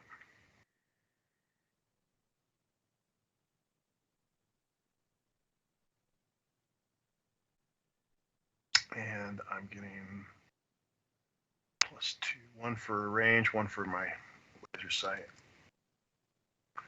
That's a 14 to hit. Yeah.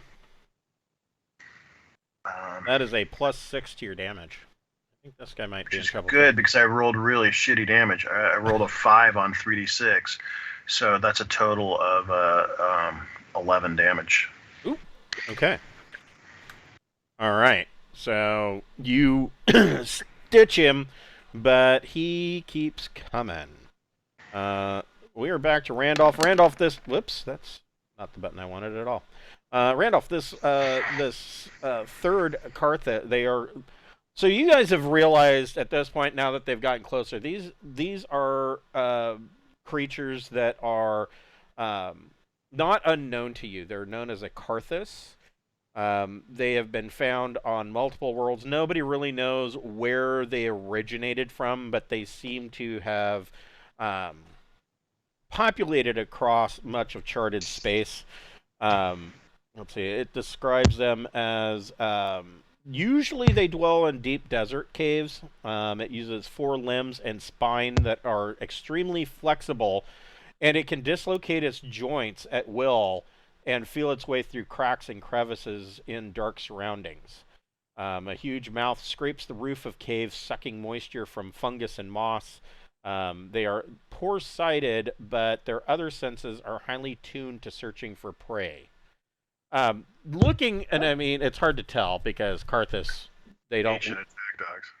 Yeah, they don't look. I mean, nobody's ever found a fat Karthus, but these Karthus look particularly lean. Like they've had a couple of months of hard times hunting, is what it was what they look like.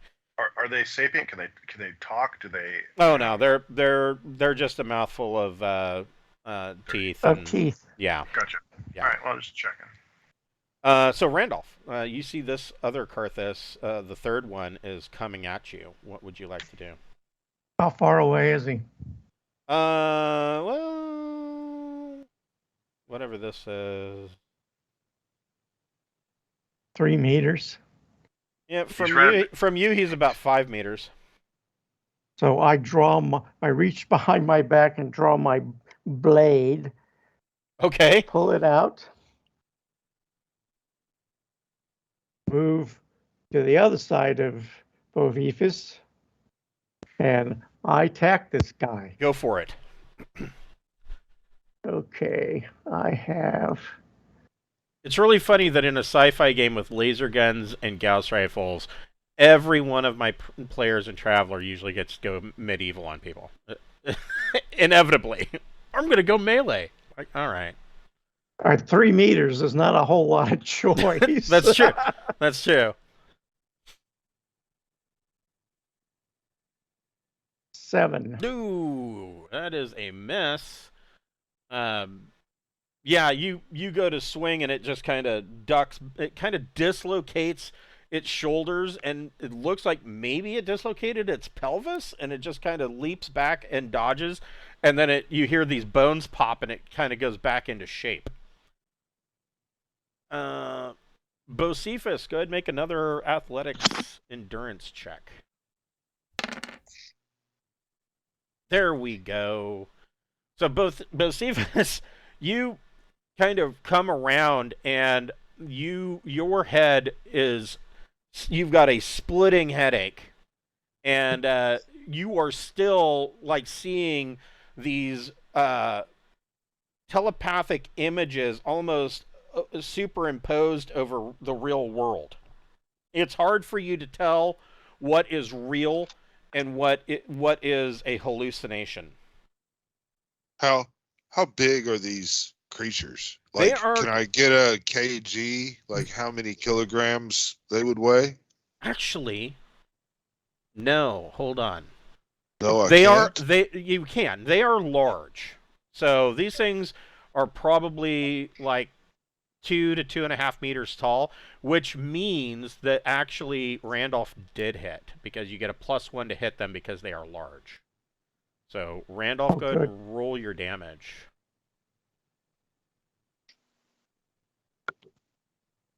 And I'm still gonna want to know how.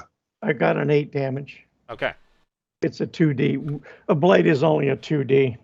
So yeah, you rake your blade across him, and he has a slash, but he's still doing okay. So what was your question, Bocephus? How many kilograms creature weighs? Shit, I don't know. You're gonna ask me to do conversion math. I'm guessing How many pounds? If he's 2 to 2.5 meters tall, I would guess he probably weighs as thin as he is, probably around 225 to 250 pounds.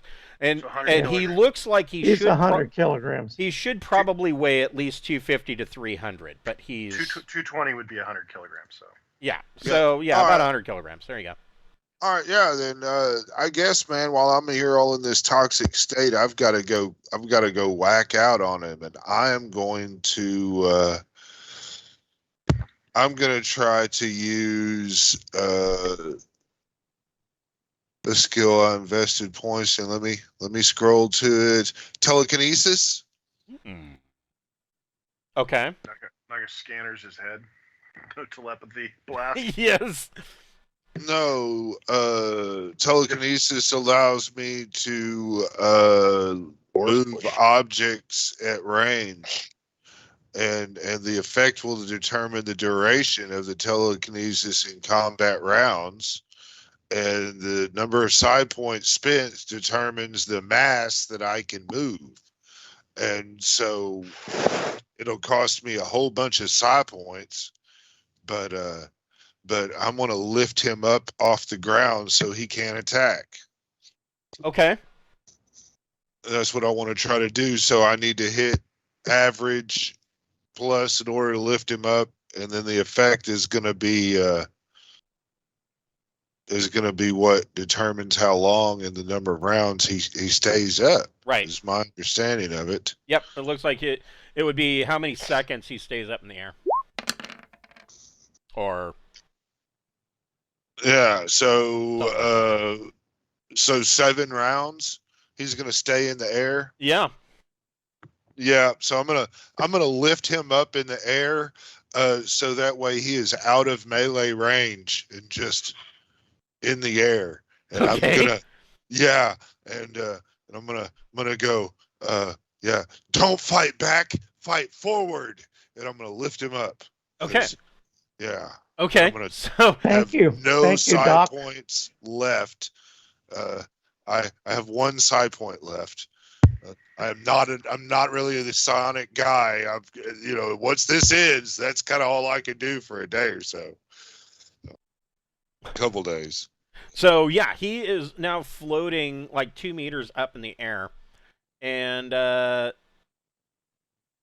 other Karthus is going to close the gap and swing on Sarda.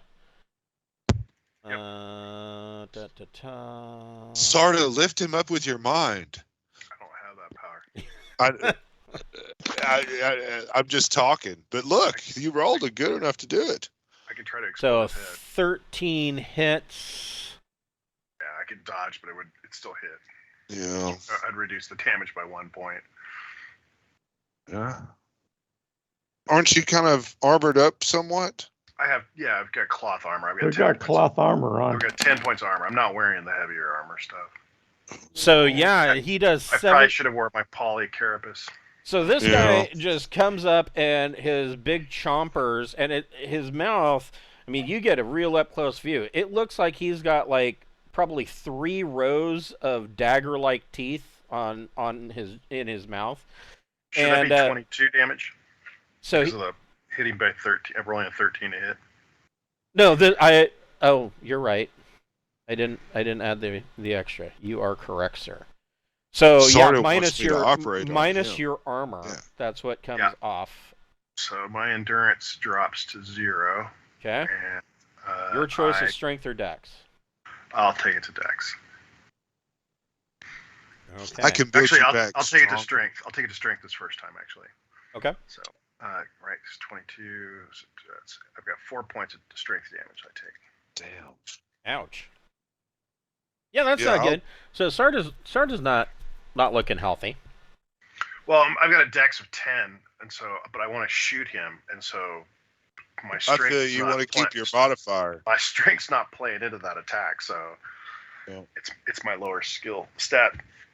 Jack, what would you like to do? I want to step up to the one with Sarda. I want to be wearing my advanced polycarapace armor is what I really want. Yes. See? Yeah. Now who's over paranoid? That's right, for hazardous environments? I got all excited because the sun was out and I wanted to get a tan. Well, it looked hot. It looks hot. Nobody goes camping wearing body armor. I mean, come on. Well, the doctor did. I just want to say that. I came out. I've got my fucking shield. I haven't extended it. But you're a dolphin. If the sun comes out, you're like, oh my god, it's so hot. Yeah. You got a mister. You're squirting yourself with a mister. That is a hit with a +4 to damage. Yeah, I rolled 12 for the damage. Ooh. You know, that was pretty gnarly. Hold Hold on a second. It's the one I've already stunned, right? Yes. Yeah, Randolph, if you're gonna shoot, help him kill the one that's a threat, and I will take care of this one until you guys can get around to it. I think my flame rifle with 4D might help. So Jack, Yeah. what weapon were you using? A cutlass. Okay. Go ahead and roll 1D. Okay. A 5. So you smack him right in the torso, and when you hit him, you slash, and as your blade cuts through and comes out, you can feel there's a crunch and a snap. Hell yeah! Put some butter on it. Yeah. Well, Bocephus is fucked in the head right now, so that's what he says. Yeah, put some butter on it. Put some butter on it, Jack. How about some caviar? So he is bleeding excessively. He will die unless given prompt medical assistance. He's still up and moving around, but he won't die because some of the damage is stunner damage, right? Well, this hit from the cutlass specifically does enough damage to be critical. He won't die. He's dead already. He just doesn't know it yet. And he will, even if he does somehow limp away, and let's say some miracle happens and he survives, if he were a traveler, he would permanently lose 1D from any one strength, dex, or endurance, and D3 from others. That your cutlass really effed him up, effed him in the A, as the kids say. But he's not quite aware that he's going to die, and there's part of him is hanging out. You're not quite sure what Karthus intestines look like, but that's what your guess is. With your minor action, do you want to stay where you're at, or do you want to move? Or He could. No. He might get attacked. Am I between him and Sarda? Yeah, I would say you're right there. Like that? Yeah. Yeah, I'll stay right there then. Okay. Sarda, what would you like to do? It's still standing, so I'm shooting it. I'm going to actually activate my expandable shield. Okay. I will fire my stunner at him. Okay. Go with the stunner once more. So your minor action is activating your shield, which is a good idea. Well, last round I had to draw my stunner, so it was that or activate the shield. In hindsight, should have activated the shield. I kind of imagine that those extendable shields are kind of working on the similar technology. I don't know if you guys have seen the Lost in Space movie, but the helmets, the way they just form up over the head, automatically come up out of the neck cowling. I kind of imagine that that's kind of the way the shield works, where it just kind of spindles out and becomes a shield. But yeah, so that's 15 damage. Yeah. 14 damage, sorry. 14. He falls to the ground. He's unconscious for right now, but he's only going to last until the end of this round. I only took 12 points of physical damage, right? Yeah. Yep. Randolph, what would you like to do? You've got this Karthus floating in the air. How far away is he? He's right on top of me. Yeah, he's like 2 meters up in the air. Let me see. Flame rifle has no blast radius.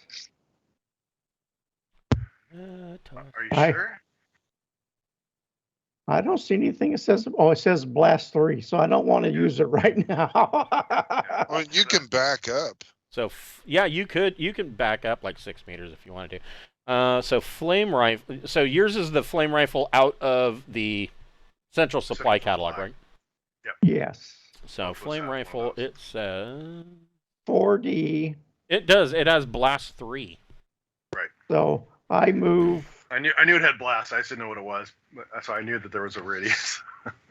Yeah, it's basically like a 3-meter cone, so it's going to come out of that barrel and fill like 3 meters worth of space. It's essentially the same weapon as the one they have on the ship. It's just the one's 40 meters and requires heavy weapon skill, right? Whereas this one requires just regular. I move to 4 meters away. Okay. And I fire my flame rifle. Go ahead and make a shot. You get a suntan. Let's see. Check my character sheet. Your eyebrows.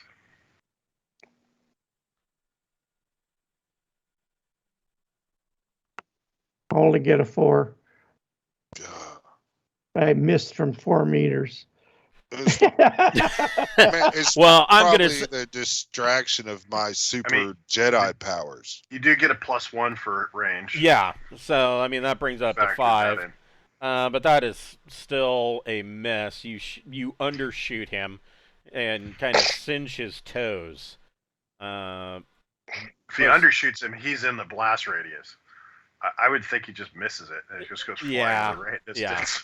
Yeah, you shoot wild. I shoot somewhere over here. Bocephus, what would you like to do? I'm gonna stand up and move back a little bit, and do I have to concentrate on keeping him in the air, or can I do other shit? He's in the air for that effect, and that's already spent. That's just what's happening. I would say that's just what is happening at this point. Yeah. All right, then I'm going to shoot him with my fucking gauze rifle. Okay. Do it. So, there's this. Let me look at my skills. I've got slug 1. So, I get +2 to this because he's close, right? Yes. That is a hit. That's all it takes then. And this gauze rifle does so the question is 5D. Are you doing a single shot? Are you doing the burst setting? Or are you doing full rock and roll? I mean, rock and roll would be a waste.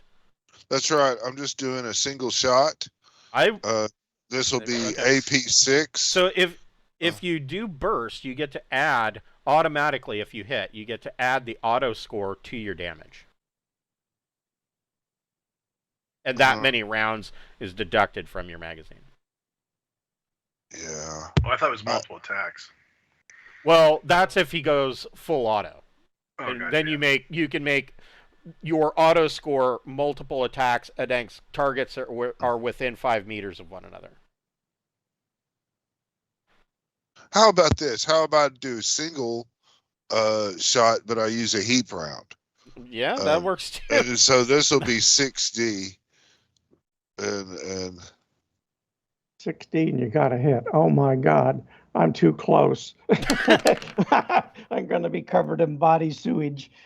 Well, that gets the job done. So this guy is literally explodes. And yes, well, actually, Jack, Sarda, Randolph, and even Bocephus, you get some Karthus on you. There is some goo that I said no mayonnaise on my tuna burger. It's gonna look great in the video playback. Yeah. But we sent you some black caviar. Yeah. And so dolphins love fish eggs. The stunned Karthus expires rather sloppily as the rest of him kind of falls out. And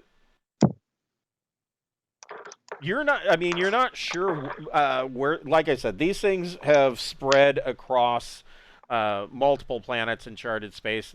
It could have stowed away, they could have stowed away on a trade ship, whatever, but somehow they ended up here. Aside from that, now that the excitement of killing local wildlife is over, you do detect some of your sensor readings are coming back, and they are your sensors, like like Randolph's hand scanner and Sarda's survey kit, they are more or less reminding you with flashing beeps that this is and how did they put it? So this pod that he's sitting in is made of exotic metal compounds. Yep. So it's got the mineralogist guy to take a look at that. So I mean, essentially, what your geologist is telling you, or mineralogist, whatever he is, probably a little both, is telling you is that if we were to collect this, it could be broken down into, he says... I'll look to see how the Space Wizard reacts to that. This could be broken down on our ship, and we could come up with 6 supply units worth of basically exotic materials that we could repurpose to other things. And he says, now, before anybody says anything, and he looks over at David Anderake, and the Space Wizard's just looking at him. He's got this big frown in his beard, and he's like... Yeah, I don't think we leave the monument alone. Immediately after combat, I want to do first aid with my TL-14 medikit and my metascanner on Sarda. Yeah, that's a good idea. I was trying to see if my suit was going to automatically do it because I've got an auto med. I've got the auto kit and the. Well, I mean, I got a 13, so that's what, 5 points yes. So I didn't know your suit had an auto med. Yeah. So suits that have auto med, when you get hit like that, they kick in that second. And so one of the problems that can arise with auto med kits like that, and this is something usually that you run into with guys in body tanks and shit like that, but it can happen anytime, is that the problem with that is is that it detects and it says, oh, you got shot again? Well, we better give you more and more and more. And so the problem with an auto doc or an auto medic in an armor suit usually is that there is a possibility that you're either going to get super hyped up on pain meds and anticoagulants to the point where you could theoretically overdose. But that's the makers of it, Ling Standard Products, will tell you that, oh no, that's a very rare occurrence. Well, I get hit once, so it's not an issue here. I'm just trying to determine if that screws over the ability to do first aid on me. Yeah, I don't think so. I think that they can both be applied equally. So with a 13, that would give you 5 points back. Right. And then whatever you roll from the auto med. And I would like to take the sample of the shit enshrouding the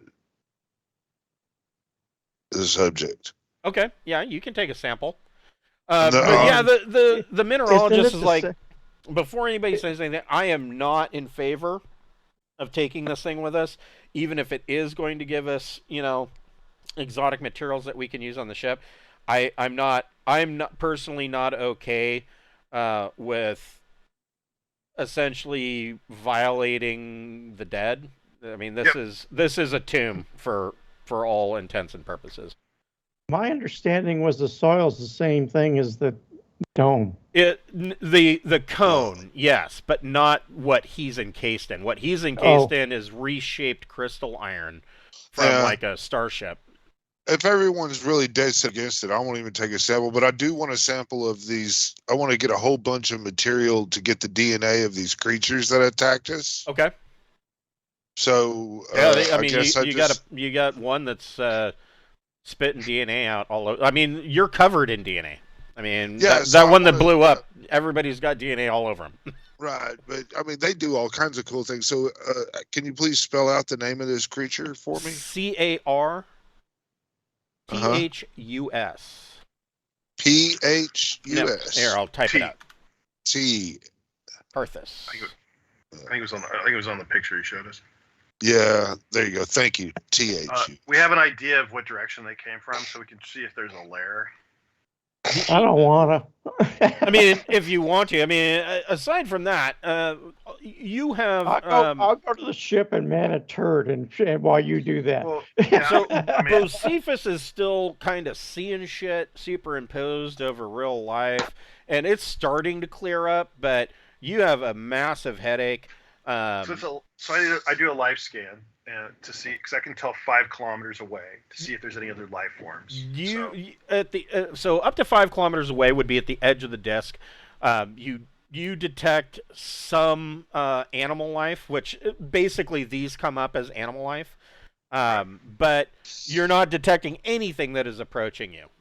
You're detecting a lot of birds, small rodents, things of that matter. I think we need to copy the star map and leave. Yeah, I agree. I thought we already took pictures of it. Yeah, I mean, we didn't. Yeah, we did. Yeah, So you've got 3D video of it, and I will say that let the geologist, if he wants to take a small metal sample shaving off of the, I don't think that would be too. I don't know. Do we have any instruments that can do that? oh yeah, he's got instruments that can. He's probably got something with diamond, made of diamond. Yeah. So yeah, he takes a sample, and he's very reverent. He clearly a very spiritual individual. He kind of takes a sample, and then he makes a Volani religious sign kind of on the, traces it with his finger, and then he's like, okay, I got the sample. Look for spores. A lot of the geologists I knew drank with all the anthropologists, and so we're pretty respectful for that stuff too, because they didn't want to piss off their anthropologist friends. Yes, Look it's more for peer spores. pressure than religion. You want to scan for spores? Yeah, I mean, you can. Who wants to make the electronic sensors plus intellect or education check?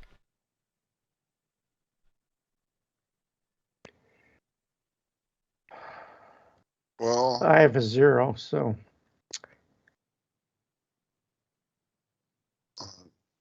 I can roll it I'm with doing 0. Well, right if you're using your medical scanner, you get a +2. Yeah. So I add 2 to that, so I got an 8. Yeah. So you are not detecting any spores. All right, well, good. I still have, no, that's not Boone on it. Okay, I thought I had Boone still clicked. No, that's good for me. I just wanted to do a double check if we, didn't want to get us all into the mushroom people, have to rethink our logo design and everything. So you guys pack up and get back to the ship, and Jack, go ahead and make one more piloting plus dex check. Should we shoot the thing? no. Okay, so Jack lifts off, and you guys are heading up towards space. And as you guys are heading back, as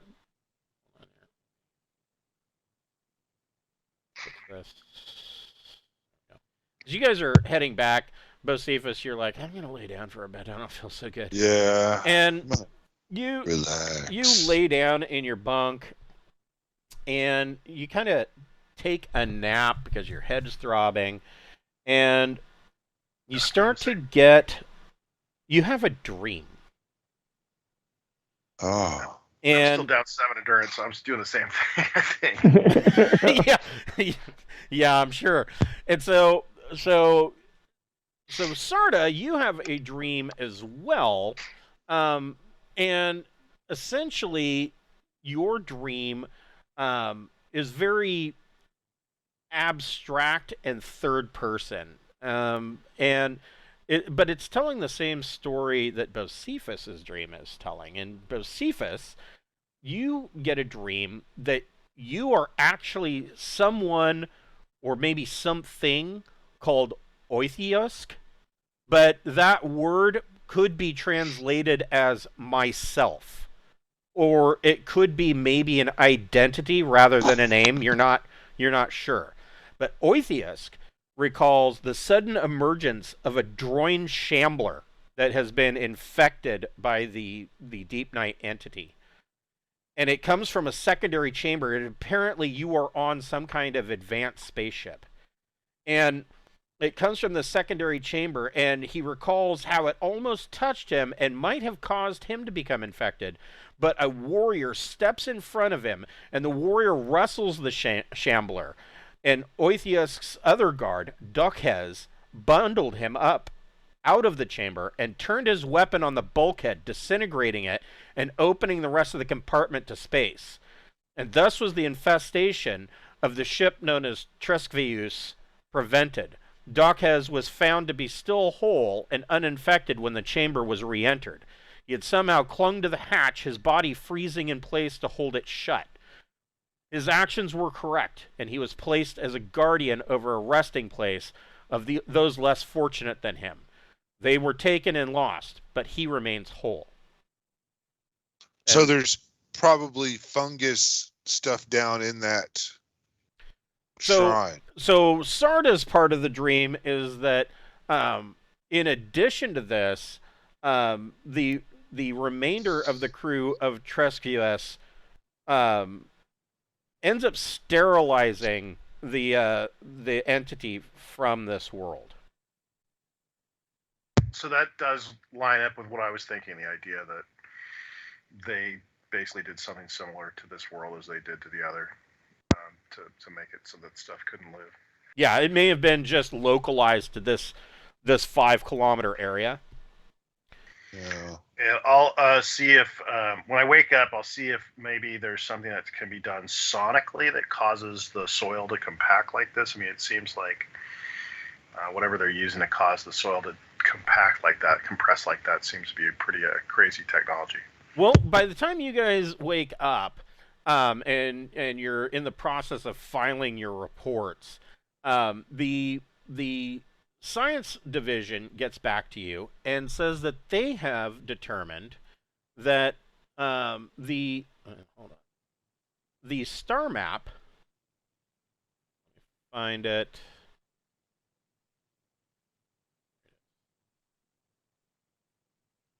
Is it? No. The star map is pointing to another world, and it is nearby. And it is...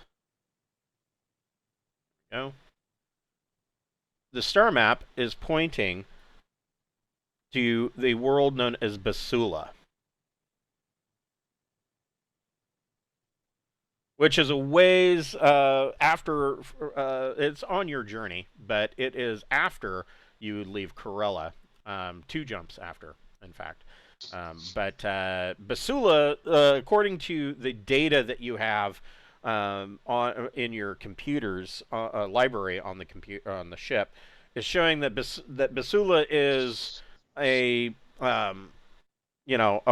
is a empty rock ball. Might have possibly a small colony of less than like a single family type colony, like miners. But aside from that, that's where this star map is pointing. Well, I mean, it stands to reason that these star maps are a link of clues, of a chain.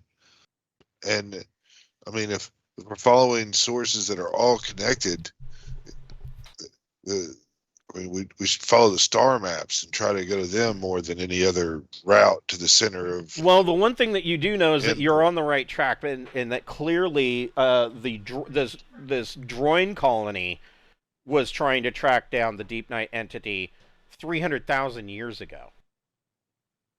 Yeah. So... I don't like this. The whole mission's hosed. I mean, the whole mission's just screwed. We're insane even beyond it. So, there's nothing to like about this whole mission. I concur. So we will pick up where we left off here. I take the soil samples to the science lab. So the soil samples actually tell you a little bit too. The soil samples tell you that that yes, it was some kind of fusion weapon, but there's something else about it. Like it's almost like matter is disintegrated and reformed. And some kind of that almost makes sense. Yeah, and it shows that the molecular structure of the actual Earth that it has been hit with actually changes and bonds tighter. And your scientists tell you that they don't know what would be used to do this, but it is beyond the tech level, the highest tech level that they've seen in the Imperium. Mama. Yes. So we will pick this up next week at 7 o'clock on Friday night, and we'll continue on to Corella and more revelations about what the droid mission was. Or maybe. Depends on how much you find out. We'll talk to David. Yes, David Andreich, yes. All right, have a good night, Gabe. Have a good night, guys. All right. I'll see you next week. Take care. See you tomorrow. Thanks. Yep. Good night.